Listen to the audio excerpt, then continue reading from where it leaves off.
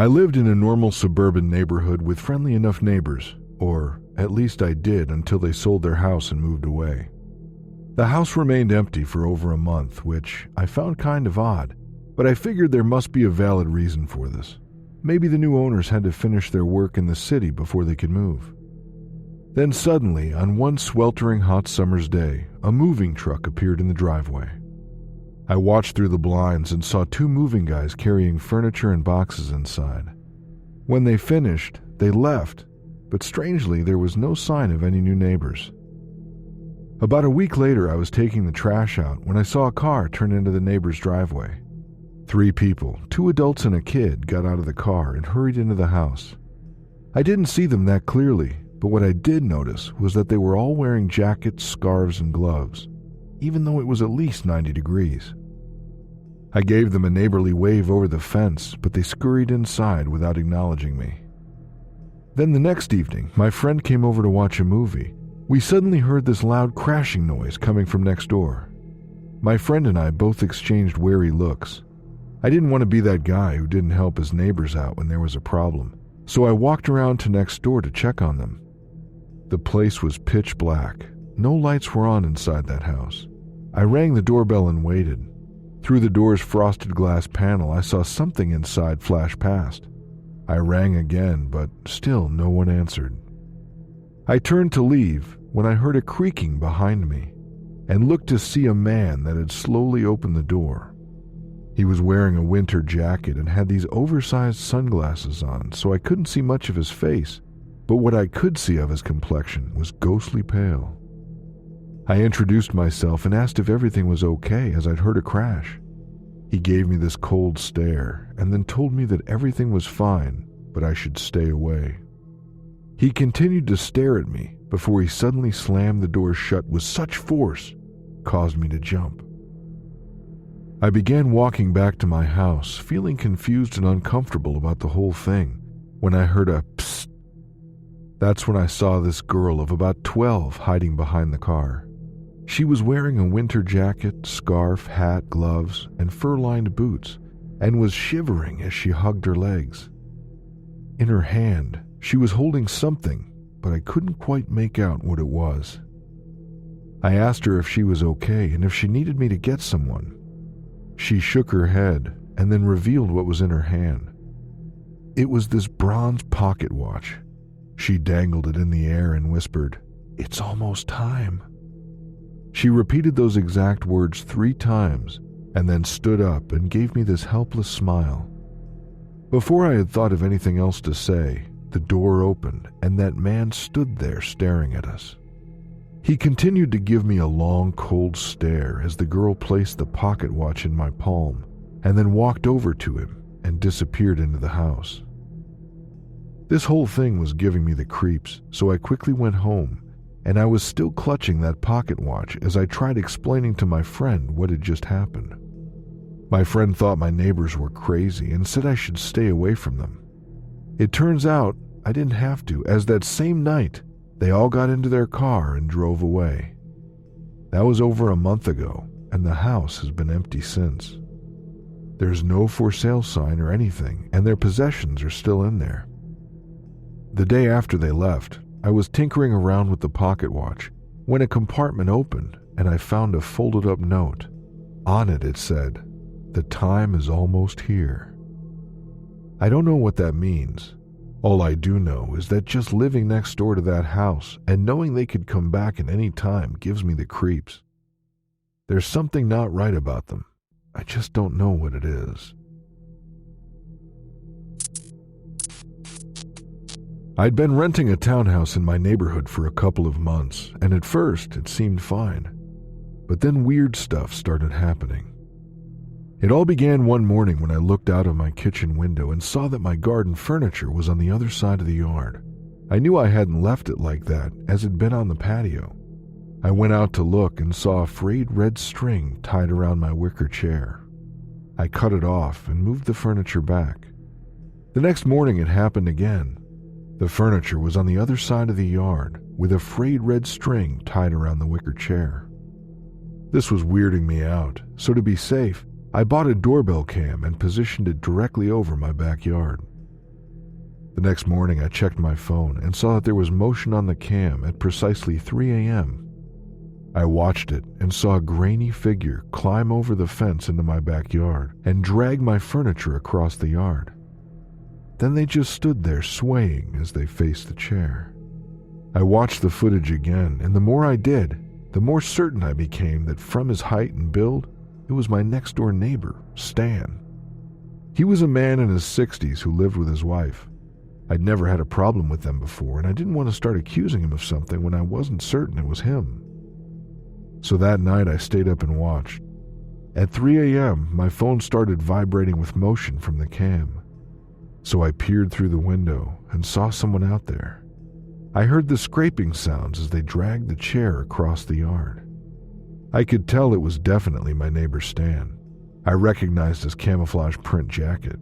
I saw him pause to tie something around it, the string. Then he stared at it and began swaying. I was feeling strange about the whole thing, so I went outside to ask him what he was trying to do. As I walked closer to him, he was chanting something under his breath. I couldn't make out the words. I asked him what he was doing, and he stopped chanting and looked at me with this empty, soulless gaze. It was as though he was looking straight through me. I tapped his shoulder and asked him why he was there. It was like something in him switched, and he shoved me hard onto the ground. As I scrambled to my feet, I started yelling at him, but he ignored me and continued chanting. The whole thing was freaking me out, so I went back into the house and watched through the window as he stayed there like that for several more minutes, then climbed back over the fence. The next day, I went around to Stan's house to ask him what was going on. His wife answered. She seemed on edge and kept peering back into her house. I mentioned Stan and what happened, and she insisted I must be mistaken, as he'd been away on business for the last few days.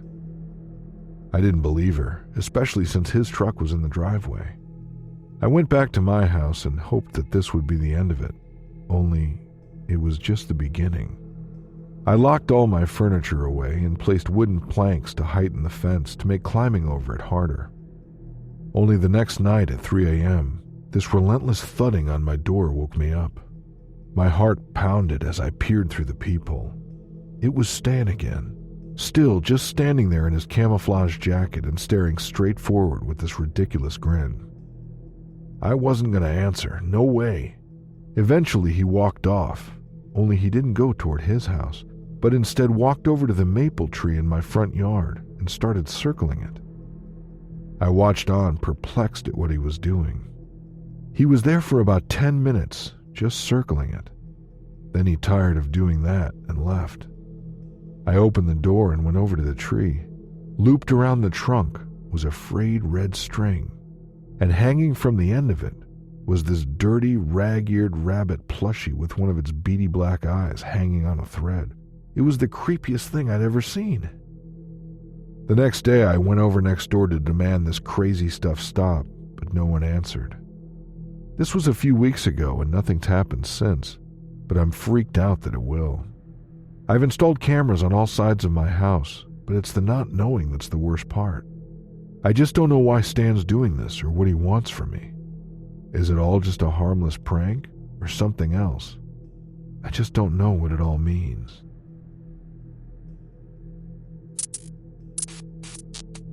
After leaving the city, I rented this house in this quiet neighborhood. It didn't take long for me to notice how everyone seemed overly friendly. They always gathered on driveways and clusters and had these long conversations nearly every weekend. Being a bit of an introvert, I wasn't one for small talk, and even though I was invited to barbecues and a neighborhood meeting, I politely refused. I always gave a brief wave and a nod in acknowledgement when I saw any one of them, but I didn't think I needed to do any more. One day I arrived home from work and checked my mailbox. I found a dark red envelope. Written on it, in capitals, was my name. I flipped it over and saw a black wax stamp with an H sealing it. It was like something out of the olden days. I opened it and pulled out a folded note and instantly felt on edge. It said that my lack of community spirit within the neighborhood hadn't gone unnoticed, and that I had a week to change my ways, else I'd pay a price. It was signed H. I stared around the neighborhood to see if anyone was watching me, but no one was about. The letter made me feel uncomfortable. Just knowing someone had gone to the effort to write it was unsettling. I put the letter in a drawer and carried on as normal. A week passed, and I arrived back from work, went to my mailbox, and found another red letter there. My heart started racing as I tore the wax seal. The note told me that I'd missed my deadline, and now I would pay the price. Again, it was signed with H. Feeling unnerved by this, I went inside, locked my door, and tried convincing myself it was just someone's idea of a joke. That night, I was lying in bed unable to sleep when I heard a dog barking outside and my porch light flickered on. I went downstairs to check it out and saw someone outside, walking away from my house. By the time I opened my front door, they'd gone, but left there was something on my doorstep, a cardboard box. I had no idea what was in it or why someone was leaving it on my porch at this time of night. I felt myself start to panic as I crouched down and took the lid off the box. It was blood. Someone had left me a box containing a plastic bag full of blood. The whole thing was messed up. I didn't want to touch the box, so I left it to go and call the police. I returned to the porch a few minutes later to find the blood bag burst all over my porch. The blood hadn't gone in the box, meaning in the time it took me to make the phone call, someone had moved it. In the middle of it all, marked in blood with what looked like the letter H drawn by a finger. As I looked up, I saw a figure standing over by my mailbox. I was so fired up that I started running barefoot after them.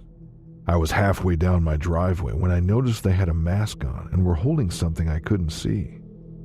Realizing I was being dumb and this maniac could hurt me, I started walking backward. But the person, whoever they were, didn't come after me. They just stood there staring. It was only when I saw the flashing police lights in the distance that they turned and walked away. I tried to see where they were going, but it was too dark to tell. I explained to the police what had happened, and they checked the area. I didn't get any sleep that night. I was so freaked out. Nothing happened for the next few weeks, but I was constantly on edge. I felt anxious just checking my mailbox, and every time I heard the faintest of noises, I got the chills. I told myself that this was it, and the mystery masked person had grown bored and given up. Then something else happened, something even more messed up than the blood box. I'd been at a baseball game with some friends and didn't arrive home until late. As I walked to my front door, I saw a familiar red envelope pinned to it. I pulled the letter down and noticed how bulky it looked. Something was inside of it. I opened it with a shaking hand and tipped the envelope, sending the item falling onto the porch. I jerked back and stared at it. It was a bloody human finger. I was still clutching the envelope as I went inside and called the police. As I stared through the window, I saw the masked figure standing directly in front of the window. They were just standing there, staring at me. They held their hand up, and that's when I noticed that their index finger was missing from the left hand. Did they cut their own finger off to send it to me? I pulled the note out with shaking hands and tried to unfold it without touching the smudged and blood parts. I scanned over the message and felt sick with fear. "You're not welcome here. You have a week to leave, else you will pay the price. H." When I peered back outside, the masked figure had gone. The police arrived soon after and they checked the area. They later confirmed that the finger had been recently severed, but they couldn't identify who it belonged to. There was no way I was staying there after that, so I left the next day. Maybe if I'd made more effort with my neighbors, things would have been different, or maybe not. Either way, I couldn't stay in that neighborhood with a masked figure around capable of cutting off their own finger. If they could do that to themselves, then I didn't want to imagine what they could have done to me if I disobeyed their order to leave.